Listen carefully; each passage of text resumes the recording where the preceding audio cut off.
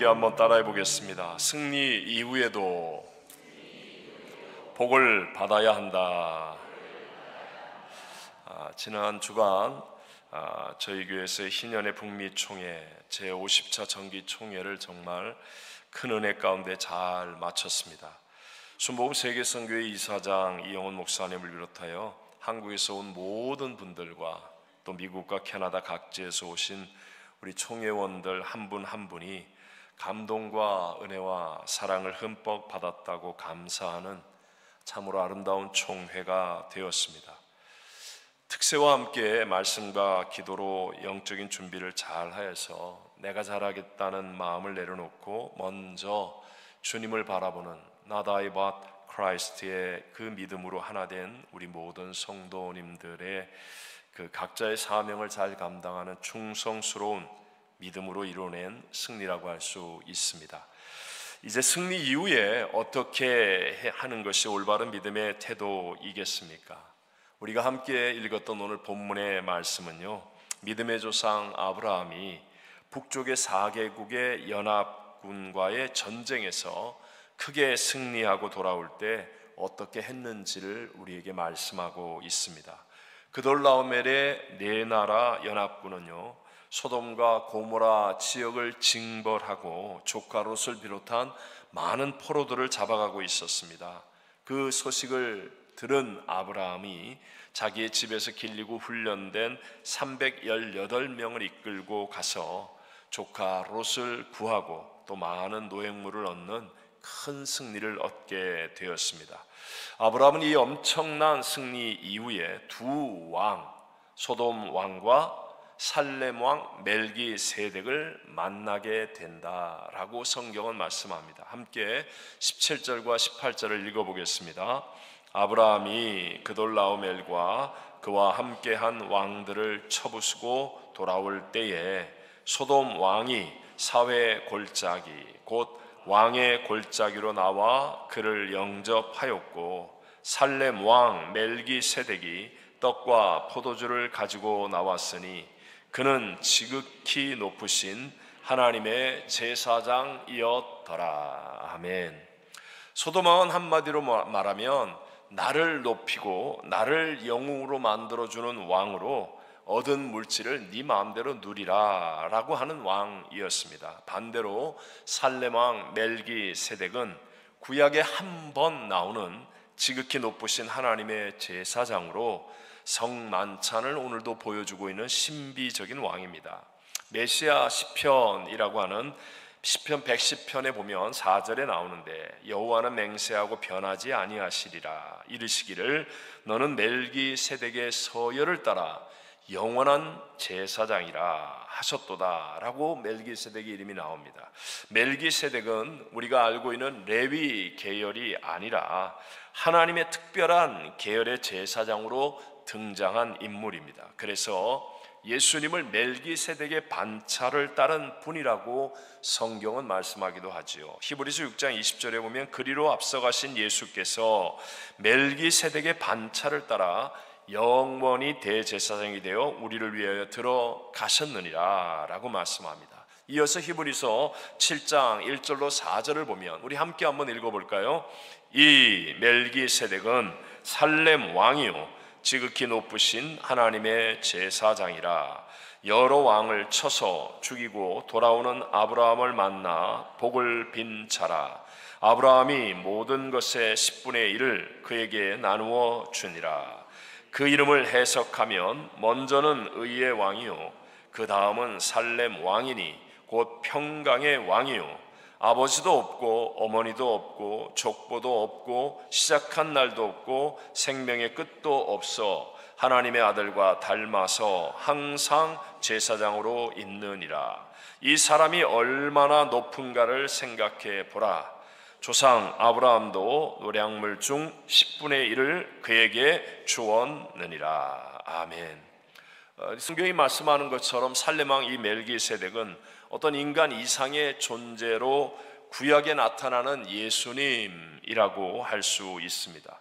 아브라함은 분명히 엄청난 승리를 이루어내었습니다. 하지만 멜기세덱 왕에게 엎드려서 경배하며 그의 복을 받았고, 그리고 11조를 드림으로 하나님께 온전한 영광을 올려드렸습니다. 오늘 본문 19절과 20절을 같이 한번 읽어봅니다. 그가 아브라함에게 축복하여 이르되 천지의 주제이시오 지극히 높으신 하나님이여 아브라함에게 복을 주옵소서. 너희 대적을 내 손에 붙이신 지극히 높으신 하나님을 찬송할지로다 하매 아브라함이 그 얻은 것에서 10분의 1을 멜기세덱에게 주었더라. 아멘. 지금 아브라함에 드린 그 11조는요, 그 다음 세대인 모세의 율법보다도 훨씬 앞선 일이었습니다. 그러니까 율법을 뛰어넘는 진짜 감사이고 경배이며 찬송이라고 말할 수 있지요. 물질에 매이지 않고 물질을 다스릴 수 있는 하나님의 영이 함께함으로 하나님의 복을 이루는 모습을 우리에게 보여주고 있습니다. 이것이 바로 복의 선순환입니다. 믿음의 사람들이 계속하여 승리할 수 있었던 이유는 아브라함과 318명이 강해서가 아니라 하나님의 싸움이 되었기 때문에. 누구의 싸움이 되었다고요? 하나님의 싸움. 아브라함의 싸움이 아니라 하나님의 싸움이 되었기 때문이었습니다. 여러분 생각해 보십시오. 하나님이 싸우시면 4개국 아니라 40개국, 400개국이 연합군을 이룬다 할지라도 못 이길 일이 있겠습니까? 우리들에게도 중요한 것이 무엇입니까? 지금 그 일이, 내가 만난 그 일이 나의 일이 아니라 하나님의 일이 되게 하는 것입니다. 이 사업이 내 사업이 아니라 하나님이 함께하는 사업이 된다면 세상은 불경기를 말할지라도 불경기보다 크신 하나님의 복이 흐르게 될 줄로 믿습니다. 우리의 가정과 자녀들의 일이 내 일이 아니라 하나님의 일이 되게 한다면 내 힘으로 할 수 없는 것을 행하시는 하나님의 역사를 체험하며 어떤 것도 합력하여 선을 이루게 될 줄로 믿습니다. 이번에 저희들도 신년의 북미 총회를 섬기는 일이 특세와 또 여러 기도들을 통해서 하나님의 일이 되도록 했기 때문에 정말 아름다운 열매를 거두게 되었고 또 다 합력하여 선을 이루게 된 줄로 믿습니다. 여러분, 승리 이후에도 반드시 하나님께 경배를 드리고 그리고 영적인 복을 우리가 받아야 하는데, 그 이유는 하나님의 일이 되도록 해야만 끝까지 계속해서 승리할 수 있기 때문임을 믿게 되시기를 바랍니다. 여러분, 우리가 잘 아는 누가복음 10장에 나오는 나병 환자 10명의 이야기를 잘 알지요. 10명의 나병 환자들이 목숨을 걸고 예수님에 대한 소문을 듣고 예수님께 나와 외쳤습니다. 믿음으로 구하는 거예요. 간구하니까 예수님께서 너희들 대제사장에 가서 나은 몸을 보이고 자유인이 되어라 라고 말씀하십니다.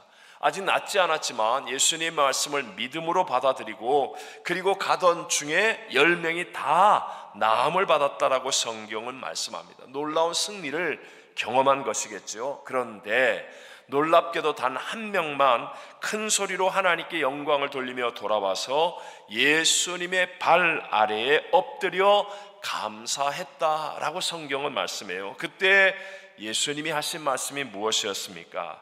10사람이 다 깨끗함을 받지 아니하였느냐? 그 9은 어디 있느냐? 라고 찾으시는 거예요. 다 돌아와야 하지 않느냐? 하나님이 이런 놀라운 축복을 주고 승리를 주었으면 그러면 하나님께 경배하고 하나님께 감사해야 계속하여 좋은 일이 너에게 일어나지 않느냐? 왜 한 명밖에 안 하느냐? 라는 안타까운 마음을 표시하는 거예요.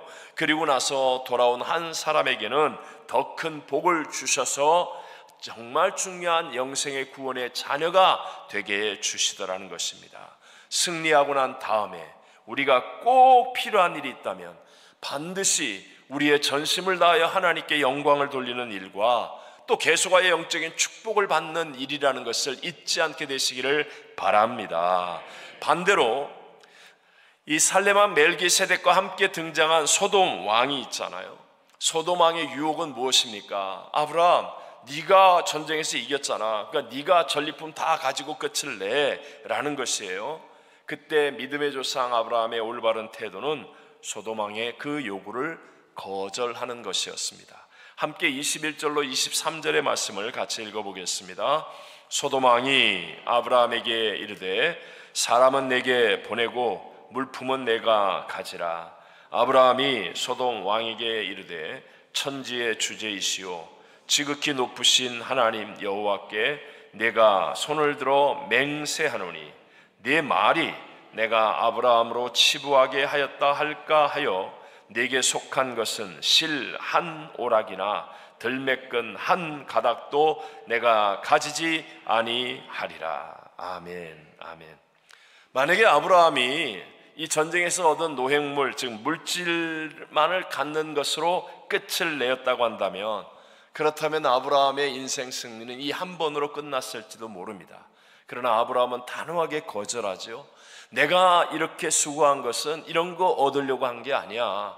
하나님의 일이기 때문에 내가 한 거야. 나는 하나님께 복을 받을 사람이고 하나님께 영광을 돌릴 사람이야 라는 믿음을 보여주고 있는 것이죠.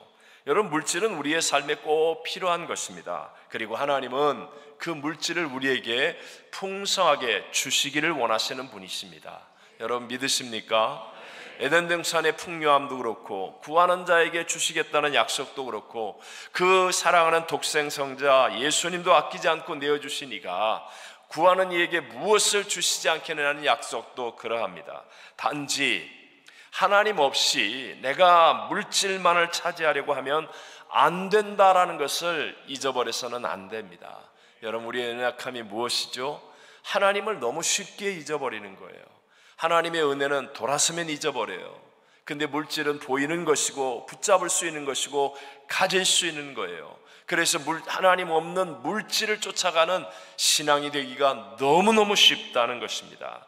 그래서 하나님 앞에 온전한 11조를 드리고 하나님께 영광을 돌려드리는 것은 내가 손해보는 것이 아니라 물질의 주인 되신 하나님께로부터 계속 끝까지 복을 받을 수 있는 길임을 믿는 자가 되시기를 바랍니다.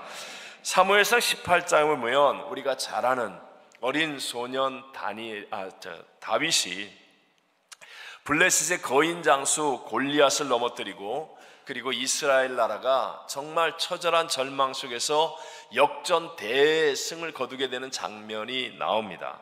승리한 후에 온 백성들이 얼마나 기뻤을까요? 환호를 외치면서 승전 퍼레이드를 벌리는 거예요. 사무엘상 18장 6절과 7절에 보면 무리가 돌아올 때 곧 다윗이 블레셋 사람을 죽이고 돌아올 때에 여인들이 이스라엘 모든 성읍에서 나와서 노래하며 춤추며 소구와 경쇠를 가지고 왕 사울을 환영하는데 여인들이 뛰놀며 노래하여 이르되 사울이 죽인 자는 천천히요 다윗은 만만이로다 한지라 라고 말합니다. 정말 이스라엘의 입장에서 본다면 최고의 순간이고 최고의 자리라고 말할 수 있겠죠. 나라가 풍전등화같이 위기 속에 있었는데 골리앗을 넘어뜨리고 대승을 거두었으니, 그것도 역전승을 거두었으니 얼마나 기쁜 순간이겠습니까? 그런데 그들이 사울 왕을 환호하고 영접하고 환영합니다.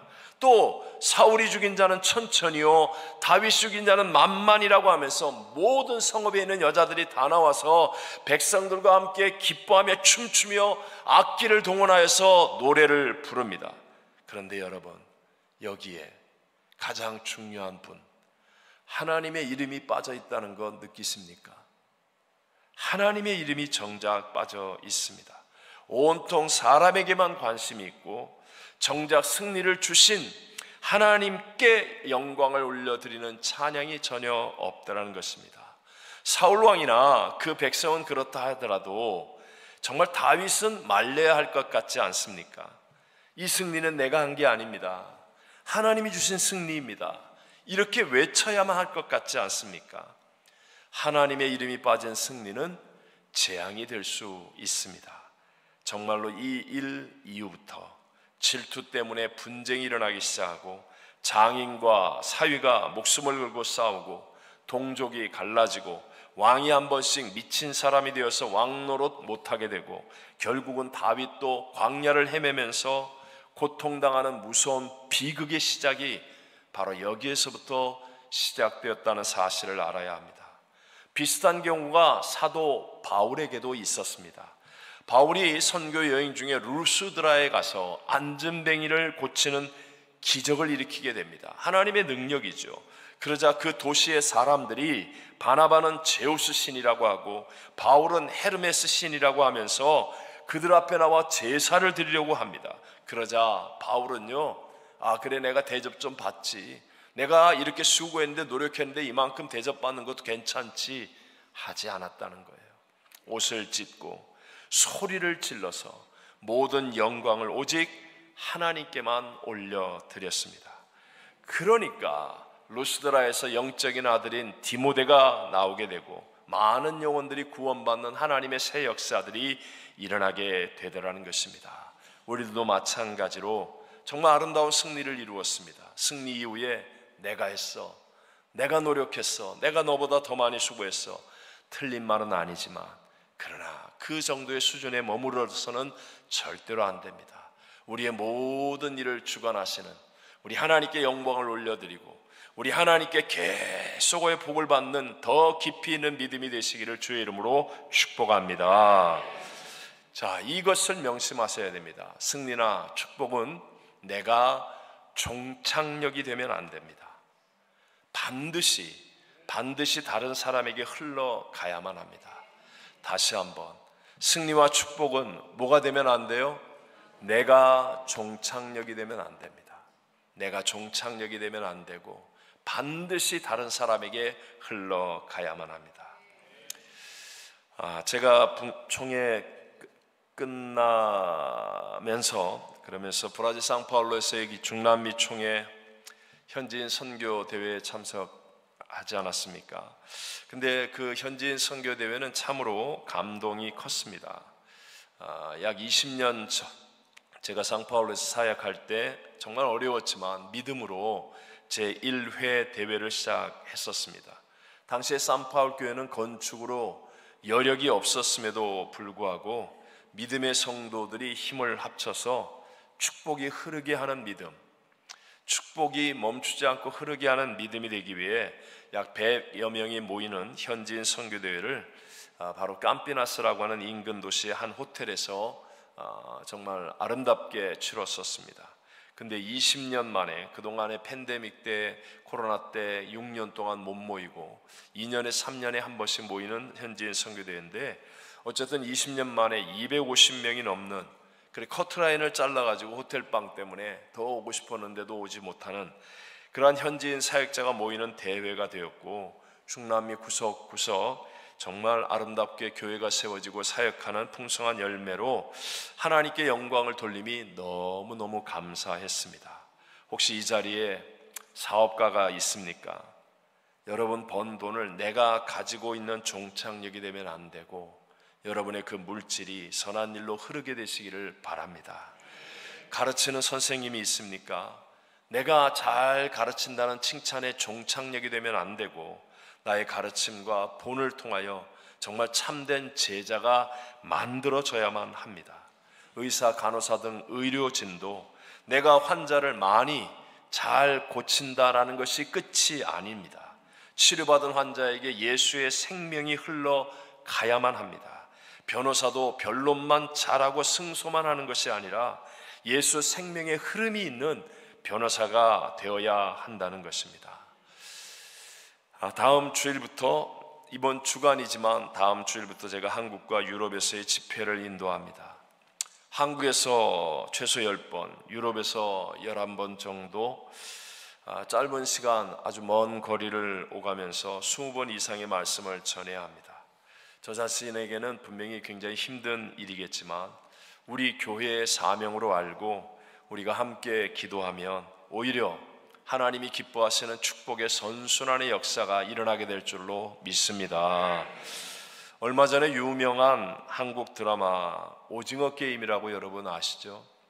제가 아직 한 편도 보지 못하고 이런 얘기를 해서 죄송하지만 워낙 유명하니까 그 스토리가 456명이 경쟁을 해서 한 사람의 승자가 모든 것을 다 차지하는 것 있죠.